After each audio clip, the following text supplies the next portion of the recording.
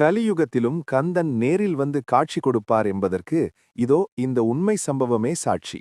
இந்த நிகழ்வு இன்றளவிலும் நடந்து கொண்டுதான் இருக்கிறது. இந்த வீடியோவை கடைசி வரை பாருங்க. வீடியோக்குள்ள போகலாம். கண்களை கவரும் அளவிற்கு ஒரு பசுமை நிறைந்த ஒரு கிராமம். அந்த கிராமத்தில் குடும்பத்துடன் வசித்து வந்த வேலம்மாள் என்ற சிறுமி தீவிர முருக பக்தியோடு சிறுவயதிலிருந்தே முருகனை வழிபட்டு வந்தார். வேலம்மாள் வளர்ந்து திருமணம் முடிந்து வேறு ஒரு கிராமத்திற்கு சென்று கணவருடன் வசித்து வந்தாள். அப்போது அவர்கள் புதிய வீடு ஒன்று கட்டி வந்தனர். வேலம்மாள் கட்டிய வீட்டை பார்ப்பதற்காக ஒரு மாலை பொழுதில் சென்றபோது கணவர், "நீ இங்கே இரு, நான் வந்து விடுகிறேன்" என்று சொல்லிவிட்டு பக்கத்தில் கடைக்கு சென்றபோது தனியாக இருந்த வேலம்மாளிடம் ஒரு சிறுவன் வந்து, "இங்கே தனியாக என்ன செய்து கொண்டிருக்கிறாய்?" என்று கேட்டுள்ளார். அப்போது வேலம்மாள், "நீ தனியா வந்திருக்கிறாயே, நீ யார்?" என்று கேட்டதும் வீட்டிற்குள் ஓடிவிட்டான் அந்த சிறுவன்.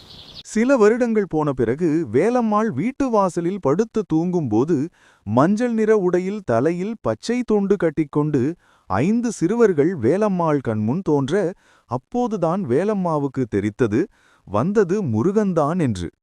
வந்த சிறுவர்கள் வேலம்மாளிடம் விளையாடுவதும், அந்த சிறுவர்கள் வேலம்மாவை கையை பிடித்து அழைத்து சென்று மயில் வாகனத்தில் அமர வைத்து விளையாடுவதும், பிறகு மயில் வாகனத்தில் அழைத்து சென்று பறப்பதும், சிறிது நேரம் கழித்து வீட்டு வாசலில் விட்டுவிட்டு நெற்றியில் திருநீறு சந்தனம் வைத்துவிட்டு பிறகு கையில் திருநீறு கொடுத்து செல்வார்கள் அந்த சிறுவர்கள்.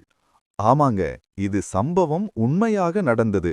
இப்பயும் அந்த கிராமத்தில் முருகன் வேலம்மாள் என்ற பாட்டிக்கு முருகர் இப்ப நாம வாழுற கலியுகத்திலும் உண்மையான பக்தி இருந்தா முருகர் நேரில் வந்து கண்டிப்பாக அருள் செய்வார். அந்த கிராமம் எடப்பாடி மாவட்டம், பூலாம்பட்டி காட்டூர் கிராமம். முருகர் வந்து விளையாடி மயில் வாகனத்தில் அழைத்து சென்ற பாட்டி இவங்கதாக. நம்முடைய பக்தியும் உண்மையாக இருந்தால் கண்டிப்பாக வேலம்மாள் பாட்டிக்கு அருள் செய்த முருகன் நமக்கும் ஒரு நாள் காட்சி கொடுப்பார். கலியுக கந்தனுக்கு அரோகரா. ஓம் சரவணபவ.